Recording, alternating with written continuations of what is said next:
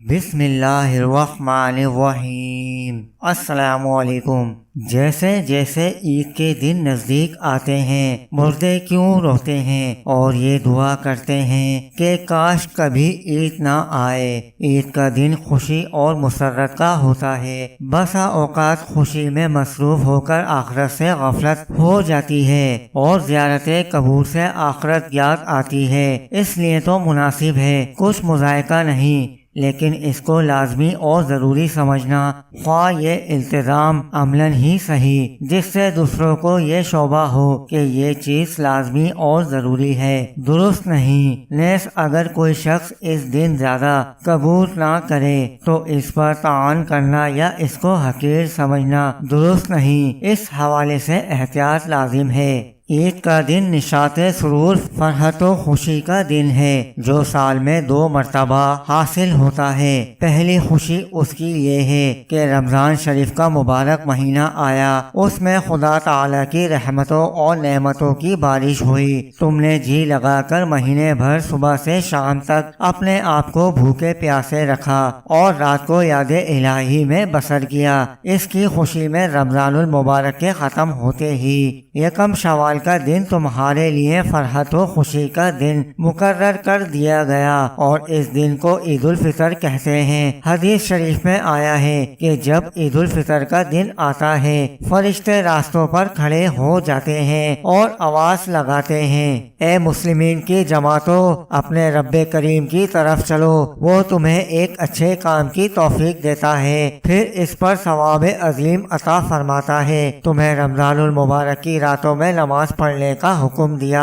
اور تم نے نماز پڑھی، تمہیں دن میں روزے رکھنے کا حکم دیا، تم نے روزہ رکھا، تم نے اپنے رب کے حکم کی اطاعت کی، اب اس کا انعام حاصل کرو۔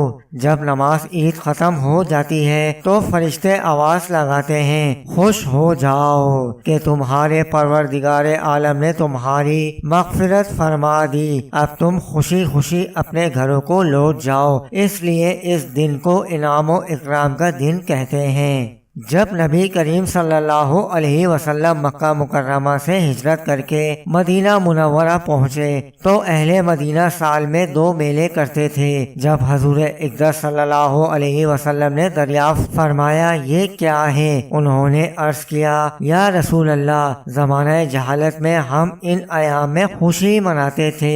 حضور اقدس صلی اللہ علیہ وآلہ وسلم نے ارشاد فرمایا، خدا تعالی نے ان کے اوس ان سے بہتر دن خوشی منانے کے لیے تمہیں عطا فرمائے، ایک عید الفطر اور دوسرا عید الاضحیٰ۔ عید کے دن 2 رکعت نماز واجب ہے۔ جن لوگوں پر جمعے کی نماز فرض ہے انہی پر عید کی نماز واجب ہے، اور جو شرطیں جمعے کی نماز کی ہیں وہی عید کی نماز کی ہیں، مگر عیدین میں نماز کا خطبہ نماز کے بعد پڑھا جاتا ہے اور خطبہ کا پڑھنا اور سننا سنن موقدہ ہے۔ عید کی نماز کے لیے اذان اور تکبیر نہیں، بلکہ آفتاب بلند ہونے کے بعد سب مسلمان ایک جگہ جمع ہوں۔ جب سب جمع ہو جائیں تو امام ان کو 2 رکعت نماز پڑھائے اور ہر ایک رکعت میں 3 زاہد تکبیریں کہیں جائیں۔ ان زاہد تکبیروں کا کہنا امام اور مقتدی دونوں پر واجب ہے۔ اس کے بعد امام ممبر پر کھڑے ہو کر خطبہ پڑھے۔ اب بات یہ ہے کہ عید تمام جیتے جاگتے انسانوں کے لیے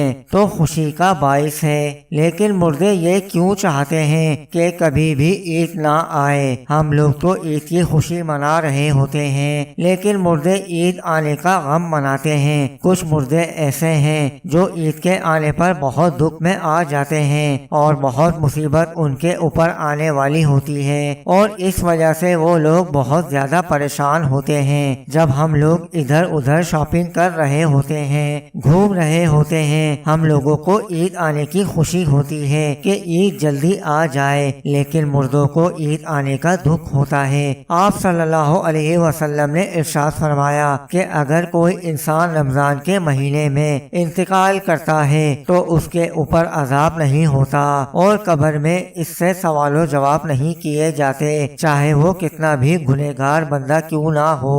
رمضان میں انتقال اس کا ہو ہو جائے تو رمضان کے مہینے کی برکت اس کو یہ ملتی ہے کہ رمضان بھر اس سے نہ سوال جواب ہوتے ہیں اور نہ ہی رمضان بھر اس کے اوپر عذاب نافذ کیا جاتا ہے۔ اور جیسا کہ حدیث پاک کا مفہوم ہے کہ قبر کے اندر مردے کے لیے جہنم کی کھڑکی کو کھول دیا جاتا ہے اور وہ مردہ قبر کے اندر جہنم کی تپش کو محسوس کرتا ہے، تو جو گنہگار مردے ہوتے ہیں وہ اس طرح سے جہنم کے عذاب کو اور گرمی کو قبر کے اندر محسوس کرتے ہیں۔ لیکن جب رمضان کا مہینہ آتا ہے تو آپ صلی اللہ علیہ وسلم نے ارشاد فرمایا کہ جب رمضان کا چاند دیکھا جاتا ہے تو جنت کے دروازوں کو کھول دیا جاتا ہے۔ سبحان اللہ۔ جہنم کے دروازوں کو بند کر دیا جاتا ہے، قبر سے عذابات کو اٹھا لیا جاتا ہے اور اللہ تبارک و تعالی کی رحمتوں کا نزول ہوتا ہے۔ یہ ساری چیزیں ہوتی ہیں تو جو مردہ ہوتا ہے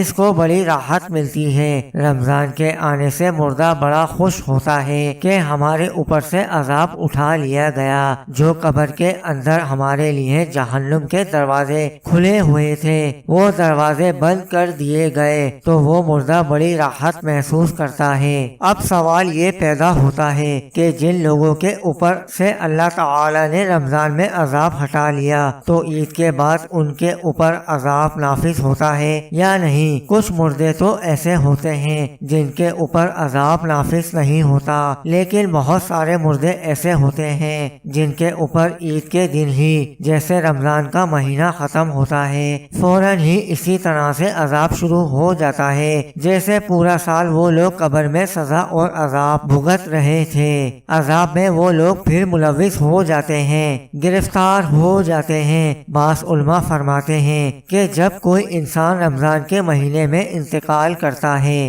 اور اس سے قبر میں سوال جواب نہیں ہوتے اور جب ایک مرتبہ اللہ تعالی کسی اوپر سے عذاب کو اٹھا لے تو پھر دوبارہ ان پر عذاب نازل نہیں کرتا، بشرطیہ اس کے لیے کوئی ایصال ثواب کر رہا ہو یا مغفرت کی دعا کر رہا ہو۔ ہر مردے کو اس کے اعمال کے مطابق سزا دی جاتی ہے۔ جو نیک لوگ ہوں گے جن کو اللہ تعالی نے کافی کر دیا کہ ان کو 2، 4، 6 مہینے سزا ہوگی، بس اب ان کے اوپر سزا نافذ نہیں ہوگی، پھر رمضان کی برکت سے ان پر سے عذاب اٹھا لیا گیا تو اب اگر اللہ نے چاہا تو ان پر پھر کبھی عذاب نہیں ہوگا۔ لیکن اگر کوئی بہت زیادہ گنہگار ہے، مثلا کوئی ایسا بندہ ہے جس کا اسلام سے تعلق ہی نہیں ہے، جو اسلام کو جانتے ہوئے بھی اسلام کو مانتا نہیں تھا، کفر و شرک کا مرتکب ہو، تو اگر اللہ نے چاہا تو اس پر رمضان کے بعد بھی عذاب جاری رہے گا، اور اگر اللہ نے اسے معاف کر دیا تو پھر اسے کبھی بھی عذاب نہیں ہوگا،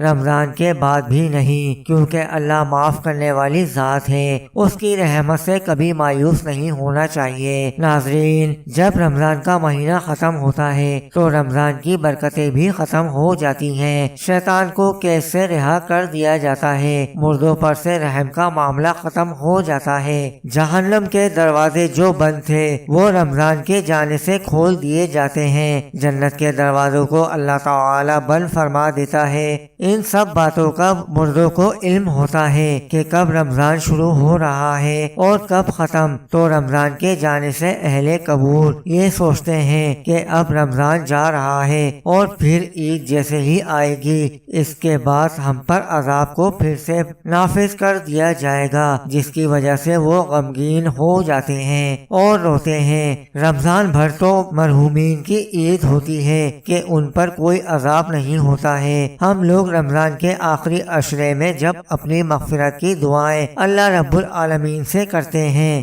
تو پھر ہمیں اپنے مرحومین کے لیے بھی زیادہ سے زیادہ ایصال ثواب کرنا چاہیے، اور صرف اپنے ہی مرحومین کے لیے نہیں بلکہ تمام مومنین مومنات مسلمین مسلمات من جملہ کہا کریں کہ جو بھی مسلمان اس دنیا سے رخصت ہو چکے ہیں اللہ تبارک و تعالی ان تمام لوگوں کی مغفرت فرمائے اور اللہ تعالی ان کو جنت الفردوس میں اعلیٰ سے اعلیٰ مقام عطا فرمائے، آمین۔ ناظرین، کمنٹس باکس میں اللہ تعالیٰ کے 99 ناموں میں سے ایک نام ضرور ٹائپ کریں۔ جزاک اللہ۔ ویڈیو پسند آیا کرے تو چینل کو سبسکرائب کر دیا کریں۔